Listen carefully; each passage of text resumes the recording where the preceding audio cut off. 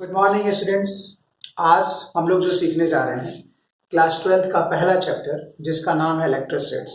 उसके पहले लेक्चर में हमें ये सीखना है बेटा कि चार्ज की बेसिक कैरेक्टरिस्टिक्स क्या होती है। तो आज क्लास में यही सीखना है कि चार्ज की बेसिक कैरेक्टरिस्टिक्स को हम कैसे समझेंगे और कैसे उसके बारे में बात करेंगे। और आज की क्लास के बाद मैं आपको एश्योर करता हूँ कि आप इस टॉपिक में कभी भी कंफ्यूज नहीं हो सकते। ठीक है, तो देखो बेटा, ये चैप्टर का जो नाम है वो है इलेक्ट्रोस्टैटिक्स। ये चैप्टर है 12th में, काफी इंपॉर्टेंट चैप्टर है ये, और इसमें पहली लेक्चर है और फर्स्ट जो हमारी बात हो रही है बेसिक कैरेक्टरिस्टिक्स ऑफ चार्ज। तो पहले तो ये समझे चैप्टर है क्या। ये चैप्टर जो है बेटा, इसका दूसरा नाम अगर मैं सिंपल समझाऊं तो इसका मतलब होता है चार्ज एट रेस्ट। बेसिकली ये चैप्टर दो वर्ड से मिलकर बना है, एक होता है इलेक्ट्रो, दूसरा होता है स्टैटिक्स। इलेक्ट्रो यहाँ पे इलेक्ट्रॉन के लिए होता है और इलेक्ट्रॉन चार्ज की सबसे छोटी पॉइंट से होता है, सबसे छोटा चार्ज है जो किसी बॉडी पे हो सकता है। और स्टैटिक्स का मतलब होता है रेस्ट। इसलिए इस चैप्टर का दूसरा नाम आप अपनी भाषा में समझ सकते हैं कि इस चैप्टर का नाम चार्ज एट रेस्ट है। अब चार्ज क्या चीज है इसको समझना है तो मैं थोड़ा सा आपको बेटा 11th क्लास में लेके चलूंगा। 11th क्लास में ग्रेविटेशन एक चैप्टर था जिसमें हमने सीखा था कि मास एक ऐसी फिजिकल क्वांटिटी है जो ये बताती है कि उसका अपना इफेक्ट क्या होता है। वो एक तरीके से बॉडी के इनर्शिया को रिप्रेजेंट करती है। बिल्कुल वैसे ही चार्ज है। तो मैं अगर आपको ये कहूं कि वो और ये, वो मतलब क्लास 11th का ग्रेविटेशन और 12th का इलेक्ट्रोस्टैटिक्स, दोनों जो है एक ही कॉन्सेप्ट है, बस थोड़े से थॉट और आइडियाज डिफरेंट है। वहां पे हमने मास के बारे में बात किया था और यहां पे हमने चार्ज के बारे में बात की। ये इसका एनालॉजी है, आप ऐसे समझो। वहां पे क्या था, वहां पे हमने ये सीखा था कि मास ही सब कुछ है। वो चैप्टर में समझाया कि मास सब कुछ है। आपको सर कैसे पता चला मास ही सब कुछ है? अरे भाई, कोई कितना भी आपको समझा ले बेटा कि आप और अर्थ दोनों अगर किसी डिस्टेंस x पे हैं तो दोनों एक दूसरे को इक्वल फोर्स से अट्रैक्ट करते हैं। सुन के अच्छा लगा? आपने भी अर्थ पे फोर्स अप्लाई किया, अर्थ ने आप पे फोर्स अप्लाई किया। लेकिन होगा क्या अगर मैं आपको किसी बिल्डिंग के हाइट से छोड़ दूं, अर्थ आपको अट्रैक्ट कर रही है और आप भी अर्थ को अट्रैक्ट करो, लेकिन होगा क्या फाइनली ये होगा कि आप अर्थ के पास चले जाओगे। क्यों? कभी आपने सोचा है ऐसा क्यों होगा आपके साथ? तो आप फिर जब सोचेंगे तो ये समझ में आएगा आपको कि सर अर्थ की मास ज्यादा है ना, इसीलिए उसका असर ज्यादा होगा, हम उसके पास जाएंगे, वो हमारे पास नहीं आएगा। तो ये उसकी अर्थ की क्वालिटी है कि अर्थ की मास ज्यादा है। तभी तो मून छोटा है, वो अर्थ के बाद घूमता है, अर्थ सन से छोटा है इसलिए सन के बाद अर्थ घूमता है। ये ग्रेविटेशन की बात है। अब वहां पे क्या था कि मास सिर्फ पॉजिटिव होती है। अब आपके दिमाग में बात उठ सकती है कि सर अगर दोनों चैप्टर एक ही जैसे हैं तो 12th में दोबारा क्यों? तो उसका मतलब समझो। उसका मतलब यह है बेटा क्योंकि जो काम वहां मास का था वो काम इस चैप्टर में चार्ज का है, लेकिन चार्ज और मास दोनों किसी भी तरीके से एक दूसरे से रिलेट नहीं किए जा सकते। चार्ज पॉजिटिव भी हो सकता है, चार्ज नेगेटिव भी हो सकता है, चार्ज न्यूट्रल भी हो सकता है, जबकि मास सिर्फ और सिर्फ पॉजिटिव होता है। इसीलिए हमें इसमें चार्ज को समझना पड़ेगा और चार्ज की बात करनी पड़ेगी, और इसलिए चार्ज को हमें अलग से समझना है। एनालॉजी सेम है, कॉन्सेप्ट सेम है। उस चैप्टर में मास को सीखा कि मास से फोर्स कैसे काम करेगा, मास से फील्ड कैसे काम करेगा, मास से पोटेंशियल कैसे काम करेगा, मास की एनर्जी कैसे होगी। यहां पे वही काम, एनालॉजी का मतलब ही होता है बेटा कि आइडिया सेम है बट एप्लीकेशन सबका में अलग अलग कैलकुलेट करना पड़ेगा, सारी फिजिकल क्वांटिटी को दोबारा से समझना पड़ेगा।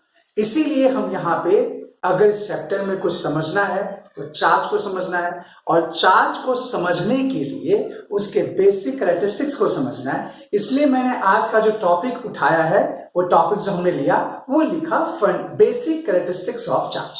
ये है, ठीक है बेटा। चलो तो हम लोग क्या बात करेंगे अब हम लोग चलते हैं और बात करते हैं चार्ज है क्या, क्या है चार्ज, कैसे इसको समझेंगे।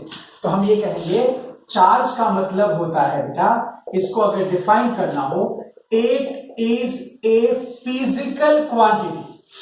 फिजिकल क्वांटिटी ये एक ऐसी फिजिकल क्वांटिटी है which arise due to loss or gain of electron। ये एक ऐसी फिजिकल क्वांटिटी है जो लॉस गेन ऑफ इलेक्ट्रॉन से किसी बॉडी पे प्रोड्यूस होती है। अब जैसे मान लो हमने इलेक्ट्रॉन लॉस किया, आपने इलेक्ट्रॉन गेन किया, तो मेरे पर भी चार्ज होगा, आप पे भी चार्ज होगा। मैंने इलेक्ट्रॉन लॉस किया इसलिए मेरे पर पॉजिटिव चार्ज होगा, आपने इलेक्ट्रॉन गेन किया तो आप पे नेगेटिव चार्ज होगा। ये है इसका चार्ज को हम ऐसे समझेंगे। इसलिए इसको हम मेजर करेंगे, इसकी जो SI यूनिट होती है वो होता है कूलम। कूलम, अब कूलम जो है वो फंडामेंटल फिजिकल क्वांटिटी नहीं है। हम अगर डायमेंशन लिखना चाहते हैं तो चार्ज को जनरली हम Q से दिखाते हैं बेटा। इसका जो सिंबल है वो स्मॉल q या कैपिटल Q से लिख सकते हो। कई जगह स्मॉल q से होता है, कई जगह कैपिटल Q से होता है, जैसे रिप्रेजेंट कर दो।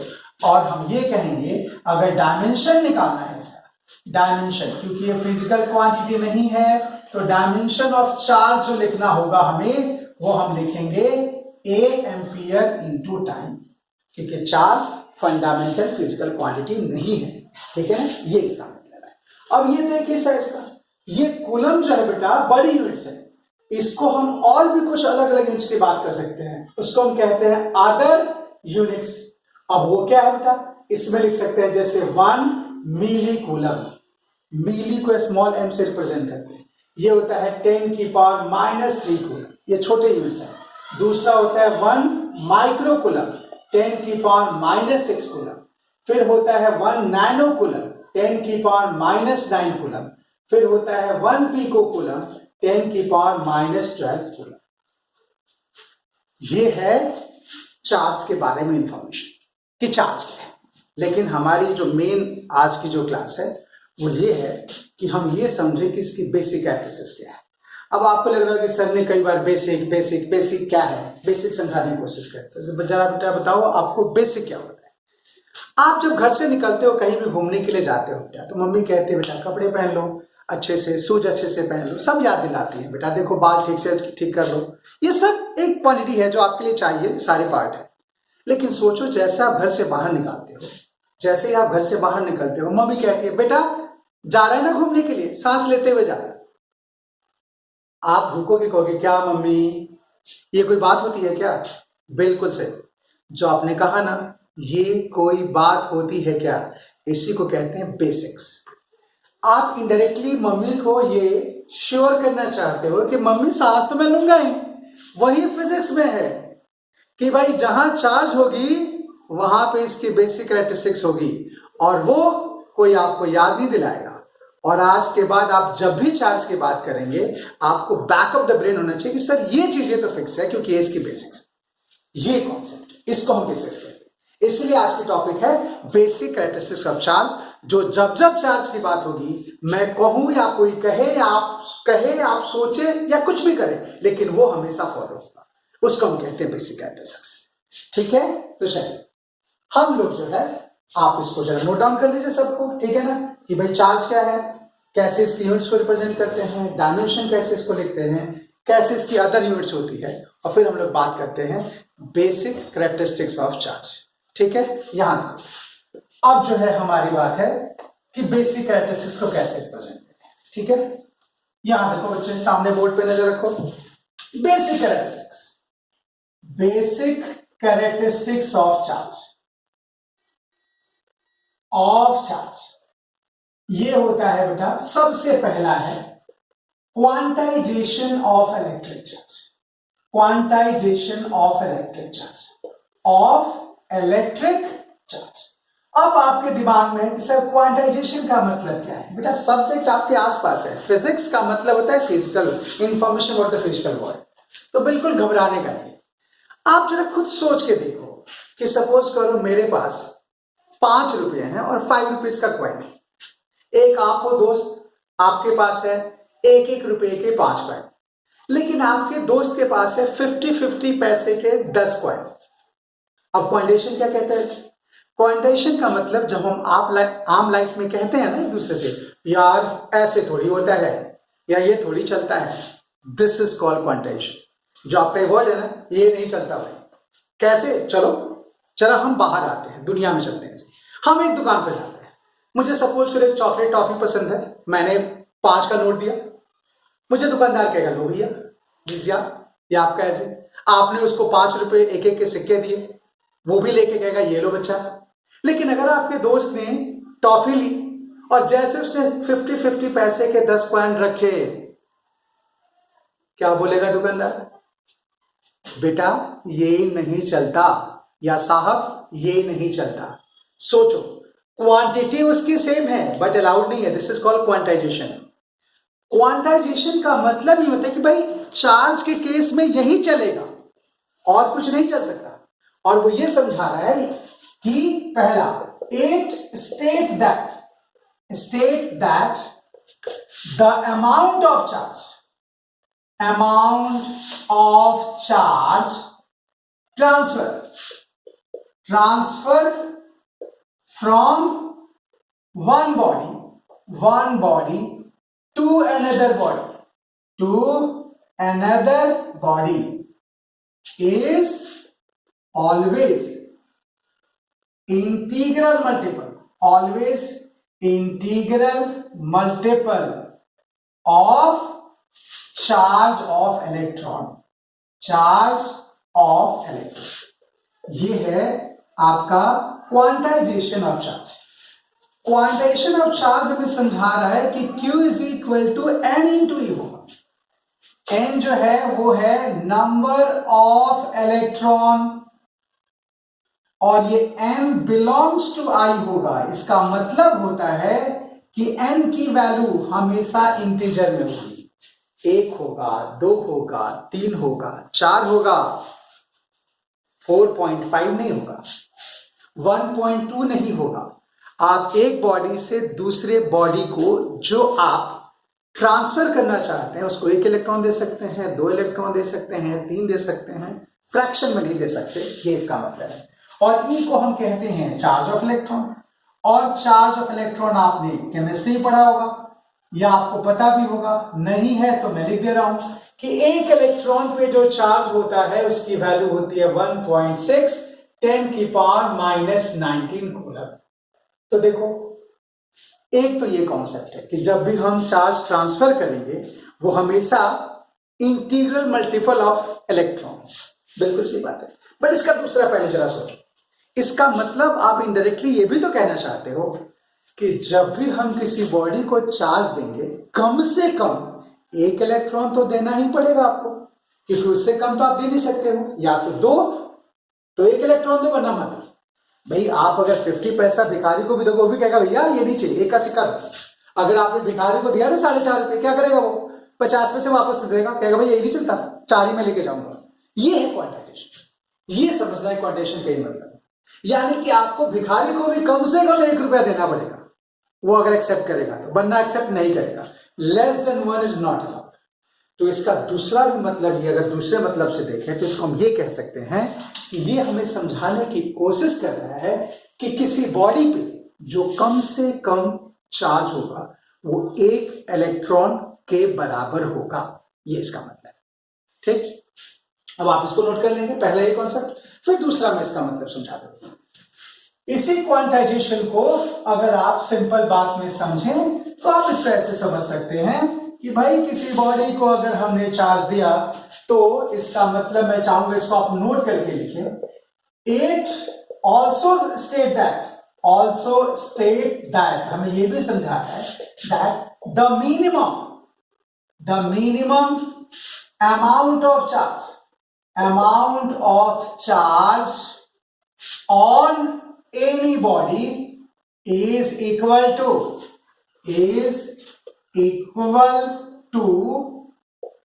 charge of electron।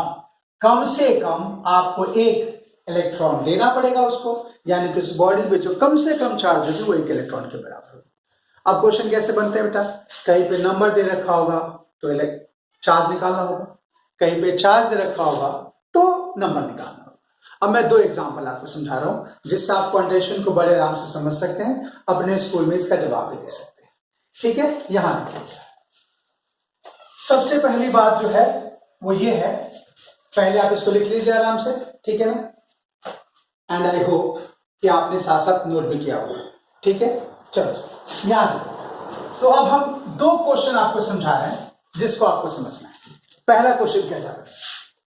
कोई आपसे ये कह सकता है फाइंड, पहला क्वेश्चन देखिए, find the number of electron required to transfer a charge of 1 microcoulomb. Question ये है कि हम किसी बॉडी पे 1 माइक्रोकूलम के चार्ज स्टोर करना चाहते हैं, हमें कितना इलेक्ट्रॉन देना पड़ेगा? तो यहां देखिए बेटा, क्वेश्चन कैसे सॉल्व करेंगे। फॉर्मूला हमारे पास एक ही है, Q is equal to N into e, बस एक ही फॉर्मूला है। अब देखिए यहां पे क्या है, Q दे रखा है, कितना है 1 माइक्रोकूलम, 1 इंटू 10 की पावर माइनस 6।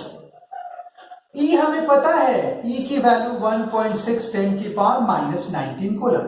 हमें एन निकालना है, तो एन क्या हो जाएगा, Q upon E.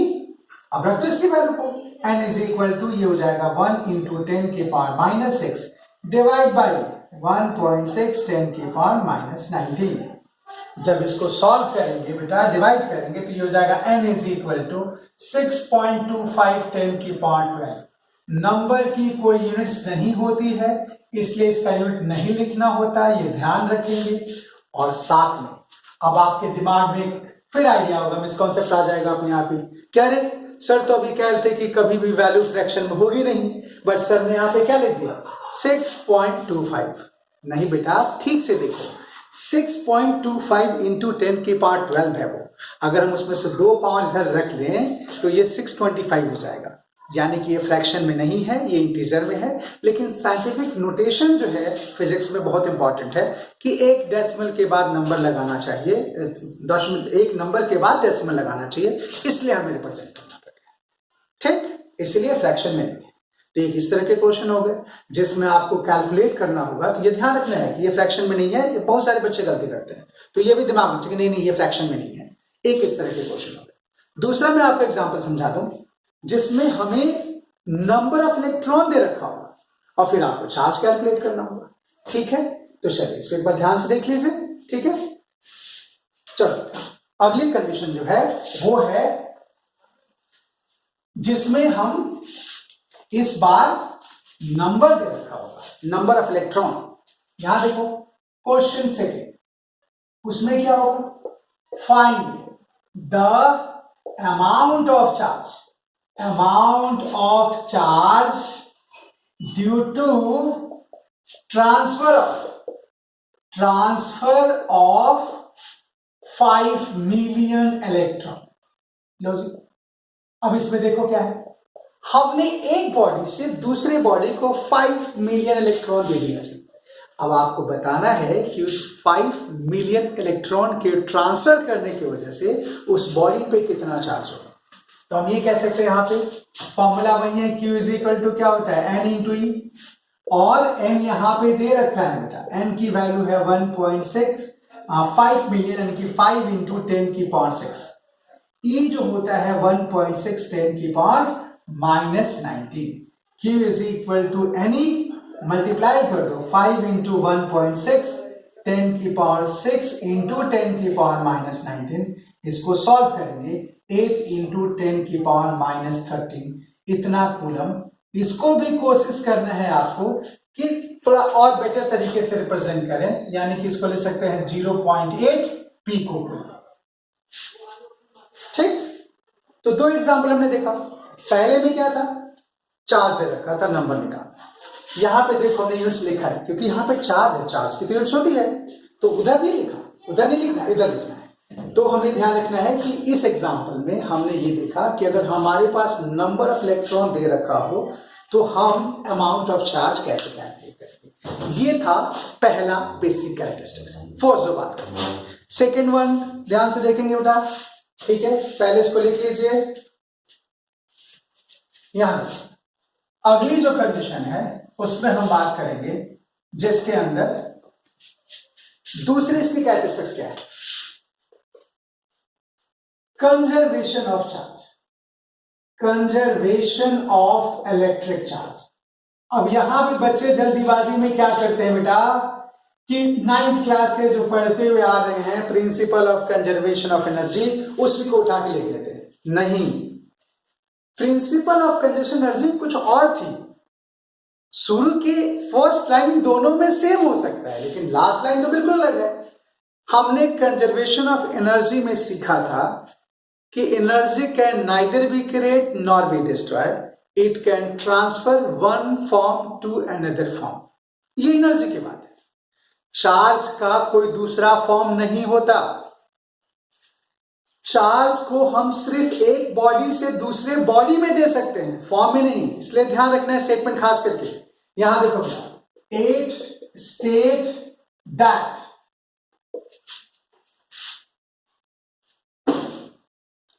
charge can neither be created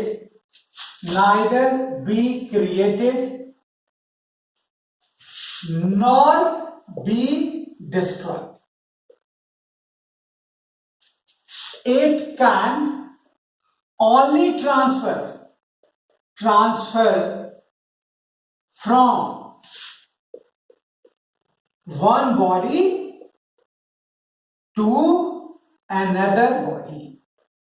अब ये ध्यान देने वाली बात है बेटा। हमने यहाँ पे कहे दूर दूर ना फॉर्म लिखा ना फॉर्म होता है बेटा। इसको हम एक बॉडी से दूसरे बॉडी में ट्रांसफर तो कर सकते हैं, एक फॉर्म से दूसरे फॉर्म में चेंज नहीं कर सकते। सबसे बड़ा जो बेसिक कॉन्सेप्ट कह लो ये है कि जब भी हम शेयर करते हैं ना, चार्ज सेम रहता है, लेकिन शेयरिंग में एनर्जी सेम नहीं रहता। ये ध्यान रखना है। इसलिए दोनों ना कभी एक थे ना एक होंगे, ना एक जैसा सोचना है। हम ये कह सकते हैं यहाँ पे, आप इसका ये मतलब ये है कि initial is equal to final. मतलब शेयर करने से पहले जितना चार्ज था, शेयर करने के बाद भी उतना ही चार्ज होगा, दोनों की वैल्यू सेम होगी। तो मिसकॉन्सेप्ट क्या है जिसको समझना है? देखो यहाँ पे ऑन शेयरिंग, अगर हम कहीं पे भी शेयर कर रहे हैं, शेयरिंग ऑफ चार्ज, हम ये नोट करके ध्यान में रखेंगे और ये बहुत इंपॉर्टेंट कॉन्सेप्ट हो सकता है कि चार्ज की वैल्यू सेम होती है। On sharing charge remain same, charge में कोई फर्क नहीं पड़ेगा। लेकिन आप ये बिल्कुल नहीं कह सकते कि जब भी हम चार्ज को सेम करेंगे एनर्जी भी सेम रहेगा। बिल्कुल नहीं, एनर्जी लॉस होती है, इसलिए दोनों अलग अलग है, ये भी ध्यान रखना है। तो ये इसकी दूसरी कैरेक्टरिस्टिक्स है कि भाई पहले शेयर करने से पहले अगर 30 कूलम चार्ज था तो शेयर करने के बाद भी 30 कूलम ही रहेगा, लेकिन ऐसा नहीं हो सकता कि एनर्जी भी सेम रहे। वो आगे जाके सीखेंगे हम लोग कि loss of energy due to sharing of charge कितना होता है और कैसे होता है। वो लेक्चर 10वीं 11वीं लेक्चर के बाद आएगा, वो सब अगले कॉन्सेप्ट से, ठीक है ना। ये इसकी सेकेंड कैरेक्टरिस्टिक्स है कि charge can neither be create nor be destroyed. अब एक और है लास्ट जिसकी हम बात कर सकते हैं, और वो है बेटा तीसरी कैरेक्टरिस्टिक्स।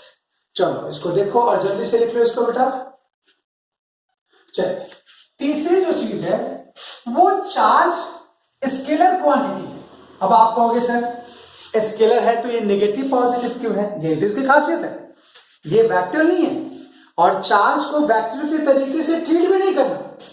जैसे वर्क था, वर्क भी तो पॉजिटिव था, नेगेटिव था, जीरो था, लेकिन वर्क कभी भी वेक्टर के जैसे तो इस्तेमाल नहीं हुआ 11वीं क्लास में। वैसे ही चार्ज के बारे में बात करते हैं। हम ये कहेंगे तीसरी जो इसकी कैरेक्टरिस्टिक्स है वो होता है चार्ज जो है इलेक्ट्रिक चार्ज, या हम जो चार्ज कह रहे हैं इलेक्ट्रिक चार्ज ही पढ़ रहे हैं, charge are additive in nature. इसका मतलब है कि आप इसको स्केलर के तरीके से देखो, और स्केलर का मतलब इसको ऐड करने के लिए बिल्कुल परेशान होना है। जैसे 10th क्लास में हमने 10th से पहले जो हमें समझ में आता था कि दो साइन अगर अलग अलग है तो बड़े में से छोटे को माइनस करते हैं, बड़े का साइन लिखते हैं, या सेम साइन है तो उसको ऐड कर लेते हैं, दोनों प्लस है तो ऐड कर लेंगे, दोनों माइनस है तो भी ऐड कर लेंगे। वही काम यहाँ पे करना है। एडिटिव का मतलब यह कि देखो मैं दो एग्जाम्पल सुनाऊंगा। पहला एग्जाम्पल देखो, इसका ये मतलब है कि अगर Q1 की वैल्यू दे रखी है 10 कूलम और Q2 दे रखा है -5 कूलम, और मैं कहूं टोटल चार्ज बताओ कितना है, टोटल चार्ज, तो आपको इस साइन के पीछे पढ़ने की जरूरत है। सिंपल सी बात है, Q total is equal to Q1 plus Q2, 10 - 5, ये हो जाएगा 5 कूलम। ठीक, ऐसे ही दूसरा एग्जांपल देख सकते हैं बेटा, जिसमें हम कहेंगे कि अगर मान लो Q1 की वैल्यू दे रखा है -10 कूलम, Q2 दे रखा है -5 कूलम, तो Q टोटल की वैल्यू हो जाएगी Q1 प्लस Q2, ये हो जाएगा -10 - 5, इसको लिखेंगे -15 कूलम। अगर पॉजिटिव होता तो उसको ऐसे ऐड कर लेते, इसलिए इस एग्जाम्पल को मैं नहीं दिखा रहा हूं। तो ये चीजें हैं, ये 3 चीजें हैं जो चार्ज के साथ चलती हैं फिजिक्स में। चार्ज को क्वांटाइज करना पड़ेगा आपको, यानी कि हमें इंटीग्रल मल्टीपल होना चाहिए। चार्ज को कंजर्व करना पड़ेगा, कोई कहे या ना कहे, और चार्ज को उसके साइन के हिसाब से ऐड करना पड़ेगा, ये भी कोई आपसे कहे या ना कहे। ये 3 था बेसिक कैरेक्टरिस्टिक्स ऑफ चार्ज, जो काफी इंपॉर्टेंट है, और जब तक हम चार्ज को नहीं समझेंगे तब तक हम आगे बात नहीं कर सकते। आज के लेक्चर यहीं तक थी, पहला टॉपिक था। सेकेंड लेक्चर में जो हम लोग देखेंगे, जो मैं वीडियो आपको डालूंगा, उसमें हमें समझना है कि चार्ज को हम कैसे प्रोड्यूस करते हैं, और उसमें उसके बाद आप मेथड ऑफ प्रोड्यूसिंग चार्ज पे भी ऐसे ही कमांड कर लेंगे जैसे आपने बेसिक कैरेक्टरिस्टिक्स ऑफ चार्ज पे कमांड किया। चलो, थैंक यू।